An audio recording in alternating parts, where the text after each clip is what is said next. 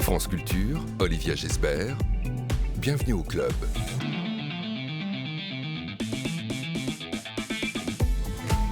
Bonjour à tous, bienvenue dans notre Dance Club du jour avec Rachid Ouramdan. Le directeur du Théâtre National de Chaillot rencontre Angelin Prejlocaj, directeur artistique du Pavillon Noir à Aix-en-Provence pour Overdance, une double création où les deux chorégraphes nous prouvent une fois encore, après Pina Bausch, que la danse n'a pas d'âge.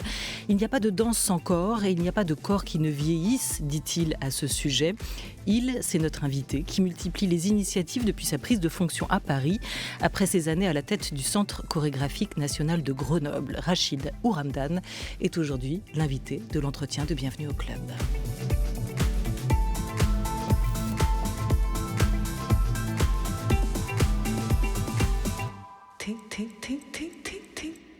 Une émission programmée par Henri Leblanc, préparée par Laura Dutèche-Pérez, avec Félicie Faugère à la réalisation et Anthony Thomasson.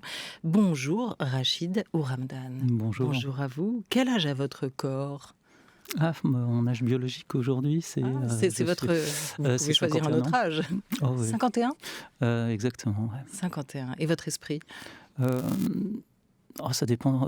L'âge change en fonction de la fatigue. Je crois qu'il y a des matins, je me sens plus vieux que d'autres, et il y a d'autres plus jeunes.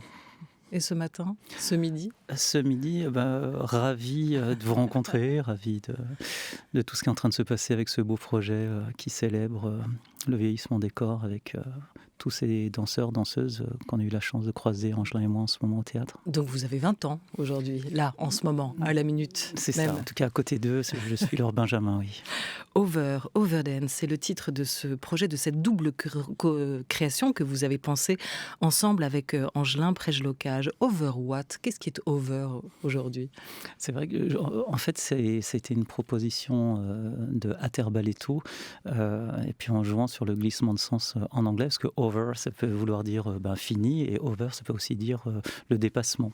Je crois que ça nous interpelle tous aujourd'hui sur la façon qu'on a de travailler, de regarder des corps qui vieillissent, de s'appuyer sur leur expression, et c'est cette dimension-là que je crois Angelin et moi on a voulu explorer, ce over-là, de se dire dans une culture chorégraphique où souvent il est peu fait place à la vieillesse vis-à-vis d'autres arts où on vieillit, on est plus habitué à avoir des musiciens âgés, on est plus habitué à avoir des comédiens âgés, mais c'est comme si la danse n'avait pas su toujours bien accompagner ce vieillissement. Il y a des figures historiques de la danse, vous avez cité Pina Bausch pour tout ce qu'elle a pu faire avec sa compagnie, mais il y a aussi des danseurs, ce formidable danseur japonais de Buto, Kazuo Ono, qui a dansé jusqu'à la fin de sa vie,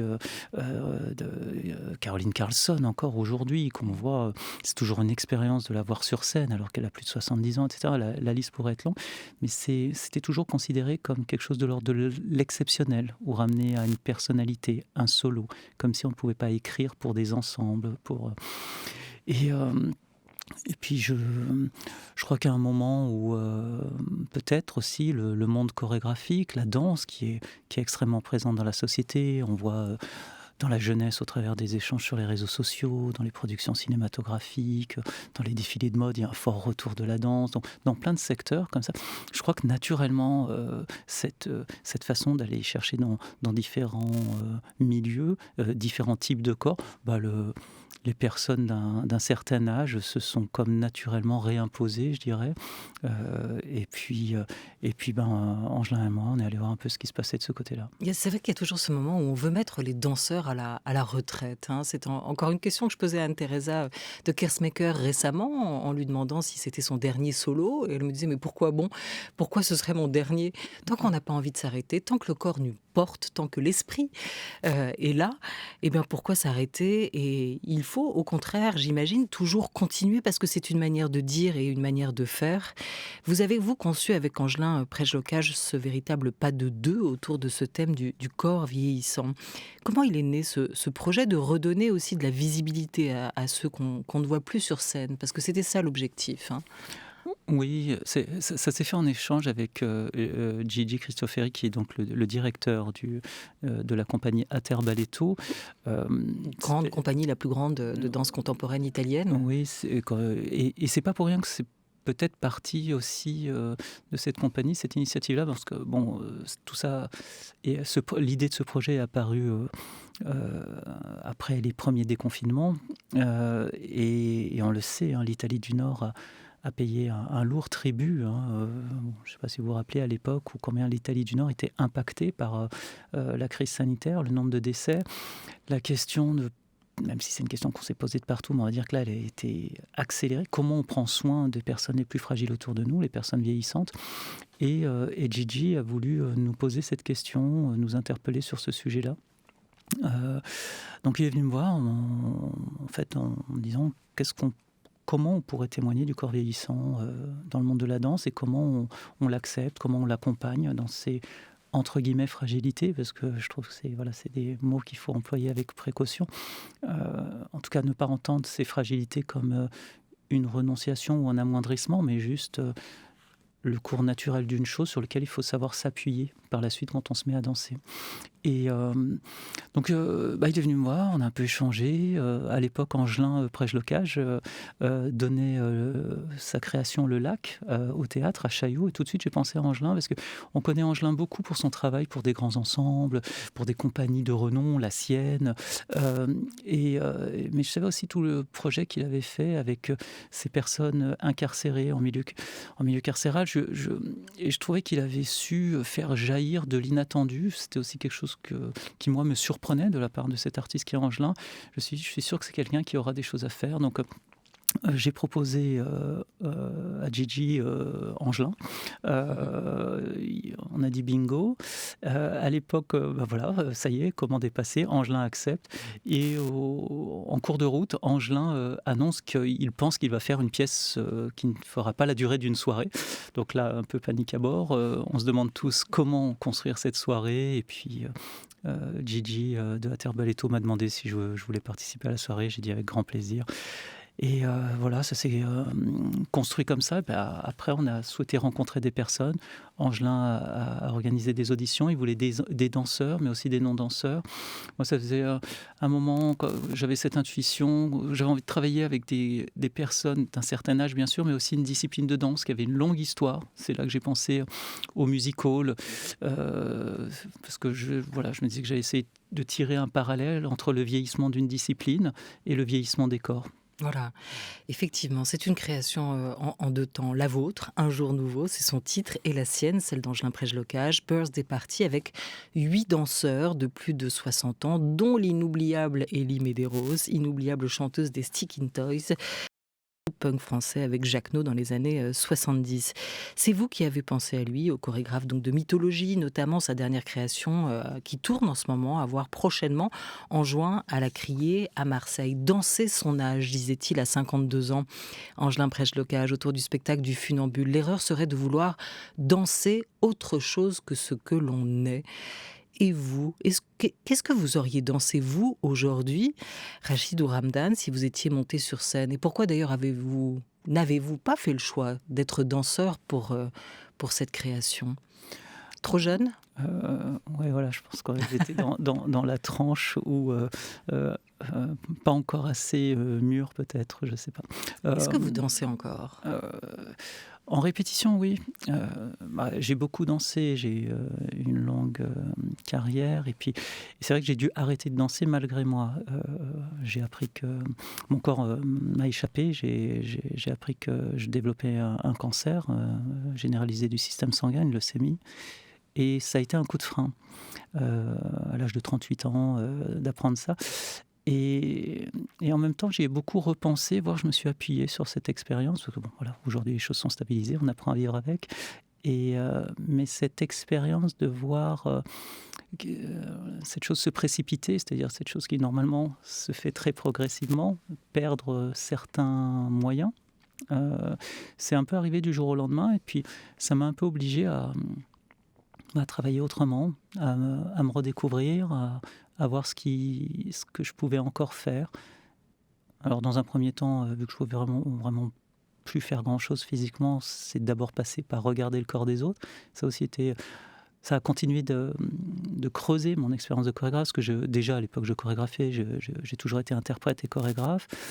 Mais là, j'ai envie de dire que c'était la seule façon de pouvoir travailler, c'est-à-dire au travers du corps des autres, donc non plus en gros en amenant moins une certaine façon de danser, de bouger, une gestuelle propre. Et j'y ai souvent repensé quand je travaillais avec Daryl Wood et Irma Voss. Vos deux danseurs les pour deux cette création. Que j'ai eu la chance de rencontrer pour ce projet, parce que même si, attention, je ne suis pas en train de dire que le vieillissement est une maladie, mais je me suis autorisé ce parallèle-là, c'est-à-dire quand je vois bien qu'à plein d'endroits, souvent notre danse, nos gestes se nourrissent, prennent de la maturité parce qu'on a une certaine histoire, on a été confronté à certaines situations, à certaines émotions, à des choses qu'on sait retraduire sur scène. Et puis aussi, voilà, on se découvre nouvellement tous les jours. Mais c'est exactement ce que vous dites. Voir ce corps m'échapper, disiez-vous à l'instant, Rachid Ouramdane, peut-être dans ces moments-là, on imagine qu'il ne faut pas tant chercher à lui courir après, à essayer de le rattraper, mais plutôt à essayer de le regarder, de le comprendre et l'accepter tel qu'il est. C'est ce que semble nous dire l'ensemble des danseurs, ceux de votre création comme de celle de Angelin Prejlocage. Cette phrase, l'erreur serait de vouloir danser autre chose que ce que l'on est. Il y a une merveilleuse danseuse qui pourrait la faire sienne, qui a bientôt 80 bougies, qui a longtemps pratiqué le tai chi et qu'on retrouve dans cette création d'Angelin Prejlocage. Elle est là, comme une sorte de maître Yoda de cette pièce, de ce ballet, une sagesse incarnée, une force tranquille. Elle témoigne, elle, de la difficulté à enregistrer les pas. C'est dur, une chorégraphie à retenir, surtout qu'elle est complexe et extrêmement belle, celle qu'a imaginée Angelin Prejlocage à votre demande, quand d'autres des danseurs de cette création évoquent eux plutôt leur peur, leur crainte de se blesser. C'est l'esprit comme le corps en fait, la mémoire comme les pas qui peuvent s'échapper et nous faire défaut. Oui, il faut savoir. Souvent, c'est ce qu'on cherche en fait. C'est exprimer qui on est, savoir s'appuyer sur ses ressources, ne pas courir après des modèles. Et souvent, dans une recherche artistique, on tente de mettre en place le cadre pour que les choses nous échappent, ou en tout cas qu'elles nous surprennent. Donc, après, on le fait avec ces choses qui nous apparaissent différemment tous les jours quand on a un corps qui vieillit. Mais c'est vrai que on est quand même confronté, on ne va pas se mentir, il y a des choses qui relèvent de la biologie, c'est-à-dire à un moment donné on mémorise plus difficilement, le corps nous rappelle par une douleur, mais ça raconte aussi de qui on est. Il nous faut essayer de faire place aussi à toutes ces choses-là, mais avec sérénité. Et je crois que c'est ce qu'on peut voir, c'est vrai particulièrement dans la pièce d'Angelin, où il y a des structures chorégraphiques un peu complexes quand même, d'unisson, d'enchevêtrement, etc. Mais en même temps, je trouve, pour faire jaillir des choses qui sont profondément humaines, c'est-à-dire ces baisers entre ces corps, l'érotisme qui sort qui jaillit de ces corps-là, la fatigue, la tendresse. Puis aussi, je trouve quelque chose que des danseurs qui ont une certaine expérience de plateau arrivent toujours à partager, c'est transformer l'espace qui les entoure. Ça paraît toujours un peu ésotérique quand les gens de la scène parlent de ça, ou c'est cette expérience de la scène, on a souvent du mal à mettre des mots là-dessus.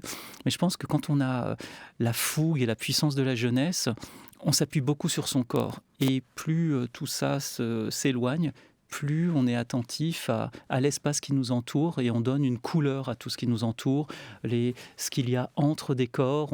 Souvent on parle d'aura, de charisme, mais cette façon d'inscrire son corps dans l'espace et de plus traiter l'espace que son corps, c'est aussi ce que souvent les danseurs qui ont une certaine expérience apportent. En fait, qu'est-ce qui différencie un corps jeune d'un corps vieillissant ? La question a été posée au danseur Jean Babilet en 1995. Réponse. En fait, qu'est-ce qui différencie vraiment un homme âgé d'un homme jeune ? C'est que le jeune homme est plus serré sur lui-même. Je veux dire, chacun vit avec un capital d'air en lui qui ne souffle pas complètement, vous voyez. On respire ça, disons qu'on est sans de respiration. Hein. On en garde toujours 45 en expirant. Jamais on ne va plus loin. Et le corps se déforme à force de se gonfler, de se gonfler, de se gonfler, quand on a trop d'air en soi. Et si on a trop d'air en soi, on est plus rigide. Et la jeunesse, c'est serré sur ses poumons contre la colonne vertébrale, et le corps est complètement libre à ce moment-là. Ça, c'est la jeunesse. À quoi ça tient, la jeunesse, Rachid Ouramdane? Je ne la connaissais pas, cette archive, mais effectivement, on est peut-être... c'est doux parce que cette jeunesse, hier encore, je rencontrais des jeunes danseurs de voguing. Quand je vois tout ce que leur corps exprime, c'est formidable.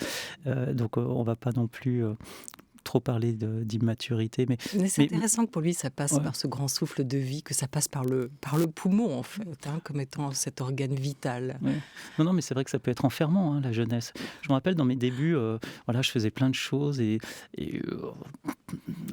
on va dire avec confiance, avec assurance, dans plusieurs registres. Et je me rappelle d'une remarque, une personne qui est un spécialiste de l'analyse du mouvement, une personne qui fait référence souvent dans notre champ, qui s'appelle Hubert Godard, et qui m'avait, avec toute attention, beaucoup de bienveillance, dit « C'est dommage de voir autant de névroses corporelles se répéter. » Et alors là, je le regarde, je ne comprenais pas.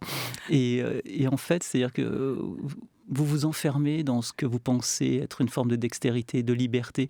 Et il y a une forme de virtuosité, alors elle vous satisfait. Et en fait, elle vous empêche de voir des choses qui sont ailleurs. Et c'est...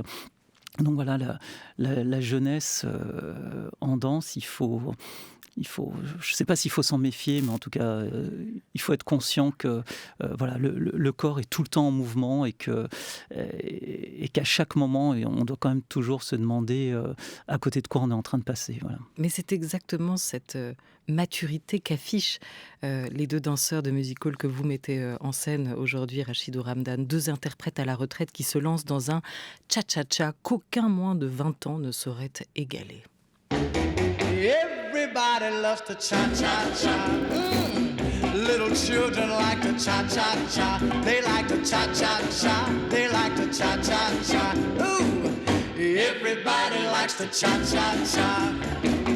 Took my baby to the hop last night, and what to my surprise, when we got there, she hit me with the news right between the eyes. Yeah, she said she couldn't do the cha-cha-cha. She said she couldn't do the cha-cha-cha. She couldn't, no, she couldn't cha-cha-cha. Ooh, my baby couldn't do the cha-cha-cha. I told her not to worry, they'd play some other dance. But we sat there for an hour and a half, and we never got a chance. For every song they played was the cha-cha-cha. Every song they played was the cha-cha-cha. Tom Dooley, T for two, cha-cha-cha. Ooh, every number was the cha-cha-cha. I told her not to worry, there's only one thing we can do. Baby, if you let me take you by the hand, I'm gonna teach this dance to you. Then I taught her 1, 2, ooh, 1, 2, and up now, baby, and back now. That's right, turn now, right, let's cross now. Ooh, I taught my baby how to cha-cha-cha.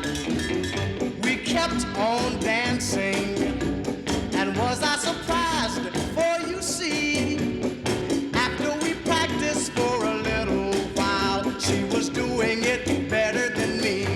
Now my baby loves to do the cha-cha-cha. Ooh, she loves to do the cha-cha-cha. She likes the ooh, she likes the cha-cha-cha. Ooh, everybody likes the Merci Sam Cooke. Un couple de danseurs, Daryl Woods et Irma Vos.